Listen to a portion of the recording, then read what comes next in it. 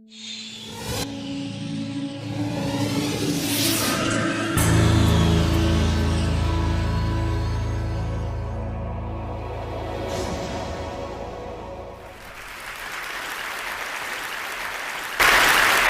a few weeks ago, a friend of mine gave this toy car to his 8-year-old son.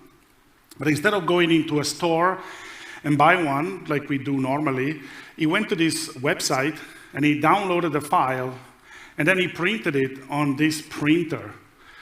So this idea that you can manufacture objects digitally using these machines is something that The Economist magazine defined as the third industrial revolution. Actually, I argue that there is another revolution going on, and it's the one that has to do with open source hardware and the makers movement. Because the printer that my friend used to print a toy is actually open source. So you go to the same website, and you can download all the files that you need in order to make that printer. The construction files, the hardware, the software, all the instructions is there. And also, this is part of a large community where there are thousands of people around the world that are actually making these kind of printers, and there's a lot of innovation happening because it's all open source. You don't need anybody's permission to create something great. And that space is like, the personal computer in 1976, like the Apples with the other companies are fighting, and we will see in a few years there will be the Apple of this kind of market come out. Well, there's also another interesting thing that I said the electronics is open source because at the heart of this printer, there is something I really attached to, this Arduino board. So the motherboard that sort of powers this printer is a project I've been working on for the past 7 years. It's an open source project. I work with these friends of mine that I have here. So the 5 of us, 2 Americans, 2 Italians, and a Spaniard, we, it's a worldwide project.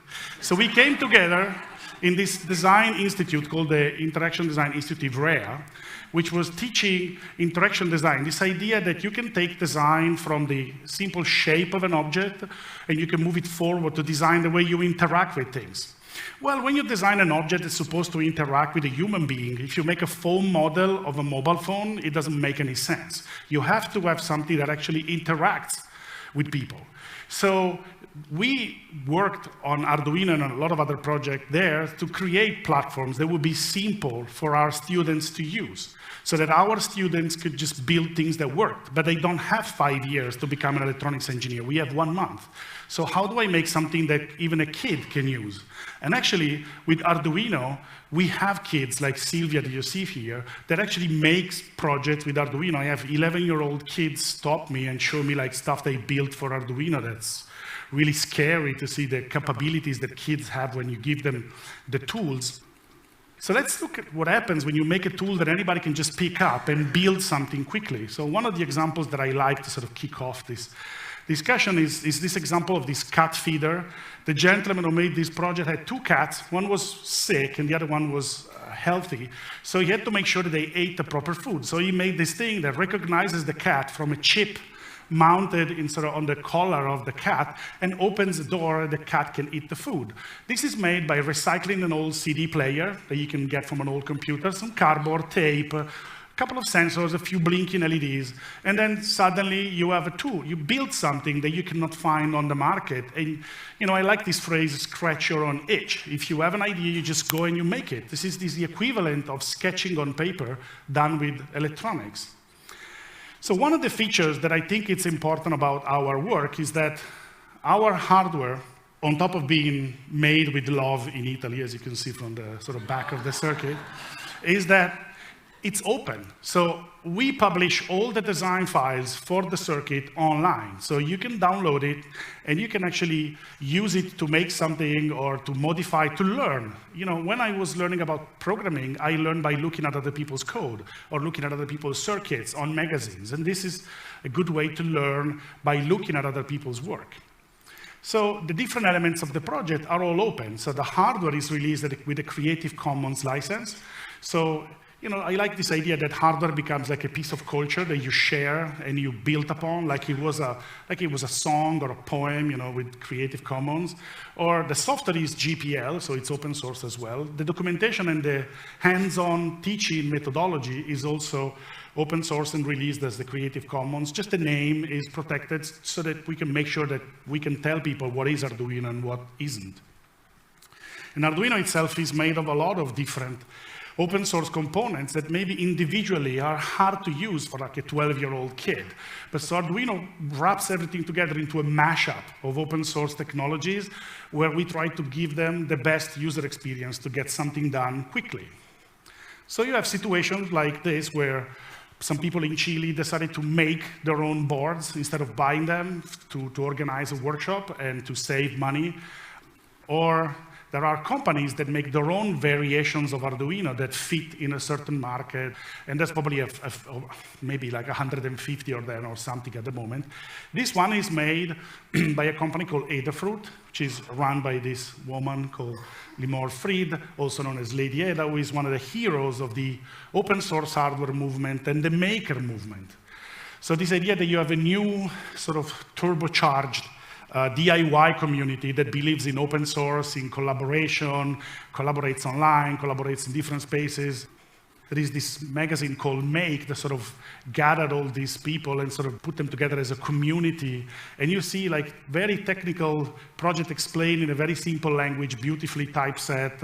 Or you have websites like this one, like Instructables, where people actually teach each other about anything. So this one is about Arduino projects, the page you see on the screen, but effectively here you can learn how to make a cake and everything else. So let's look at some project. So this one is a quadcopter. It's a small model helicopter. In a way, it's a toy, no? And so this one was military technology a few years ago. And now it's open source, easy to use. You can buy it online. DIY Drones is the community. They do this thing called Arducopter. But then somebody actually launched this startup called Matternet, where they figured out that you could use these to actually transport things from one village to another in Africa. And the fact that this was easy to find, open source, easy to hack, enabled them to prototype their company really quickly. Or other projects. I'm getting a little sick of hearing about the same people on TV over and over and over again, so I decided to do something about it. This Arduino project, which I called the Enough Already, will mute the TV anytime any of these overexposed personalities is mentioned. I'll show you how I made it. Check this out. Our producers caught up with Kim Kardashian earlier today to find out what she was planning on wearing to her. It should do a pretty good job of protecting our ears from having to hear about the details of Kim Kardashian's wedding.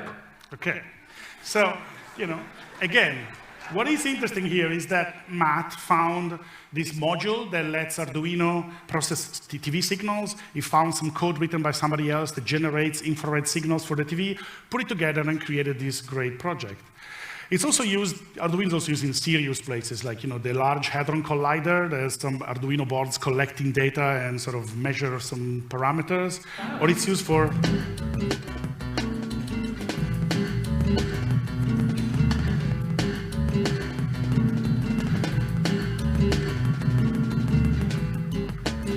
So this is a musical interface built by a student from Italy, and he's now turning this into a product because it was a student project becoming a product.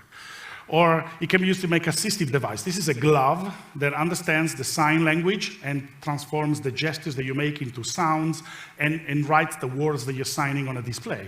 And again, this is made of all different parts you can find on all the websites that sell Arduino compatible parts, and you assemble it into a project. Or this is a project from the ITP part of NYU where they met with this boy who has severe disability, cannot play with the PS3, so they built this device that allows the kids to play baseball, although he has limited movement capability. Or you can find it in arts projects. So this is the TXT bomber. So you put a message into this device, and then you roll it on the wall, and it basically has all these solenoids pressing the buttons on spray cans. So you just pull it over a wall, and it just writes on the wall all the political messages. So then we have this plant here.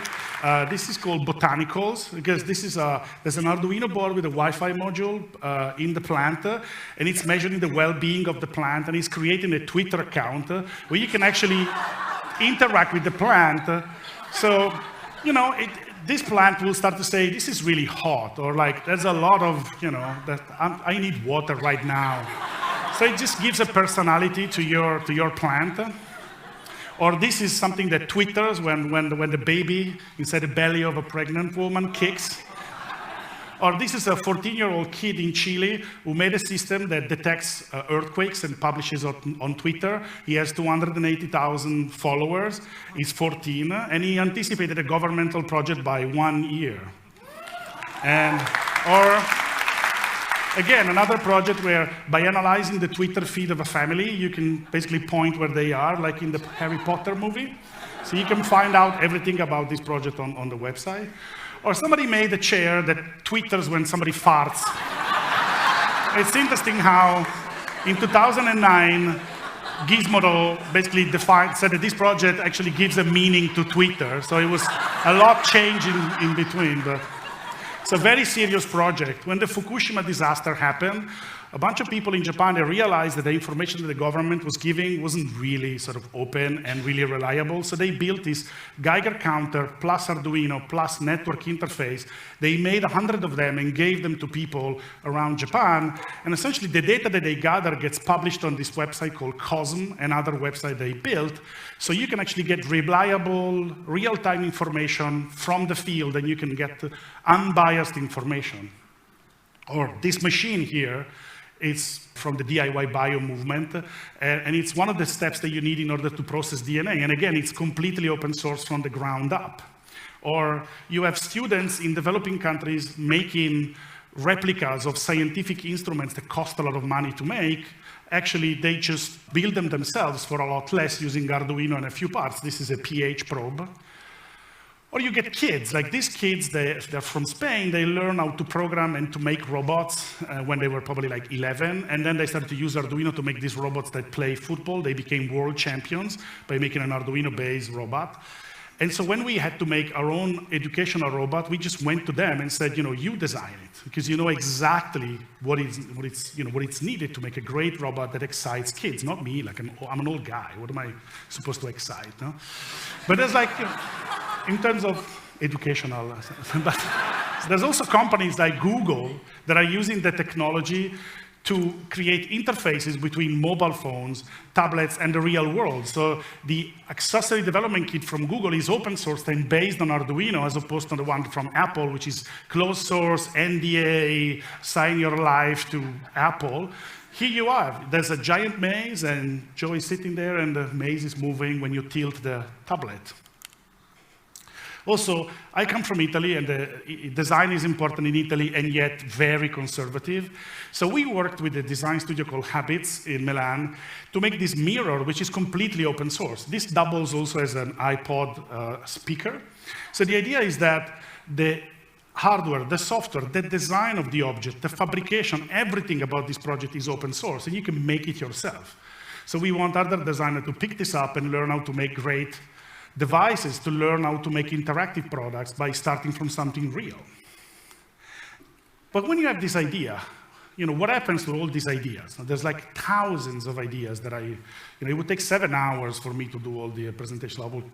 I will not take all the 7 hours. Thank you. But let's start from this example. So the group of people that started this company called Pebble, they prototyped a watch that communicates via Bluetooth with your phone, and you can display information on it. And they prototyped with an old LCD screen from a Nokia mobile phone and an Arduino. And then when they had a final project, they actually went to Kickstarter, and they were asking for $100,000 to make a few of them to sell. They got $10 million. They got a completely fully funded startup, and they don't have to, get VCs involved or anything, just excited people with their great project. The last project I want to show you is this. It's called Ardusat. It's currently on Kickstarter, so if you want to contribute, please do it. It's a satellite that goes into space, which is probably the least open source thing you can imagine. And it contains an Arduino connected to a bunch of sensors. So if you know how to use Arduino, you can actually upload your experiments into this satellite and run them. So imagine if you as a high school can have the satellite for a week and do satellite, space experiments like that. So as I said, there's lots of examples. So I'm going to stop here, and I just want to thank the Arduino community for being the best and just every day making lots of projects. Thank you.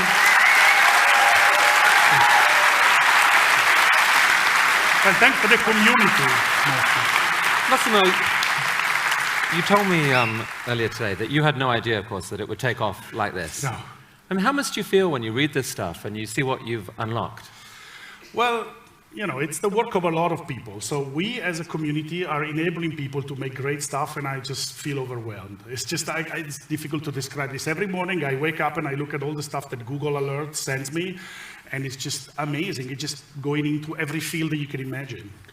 Thank you so much. Thank you. Thank you.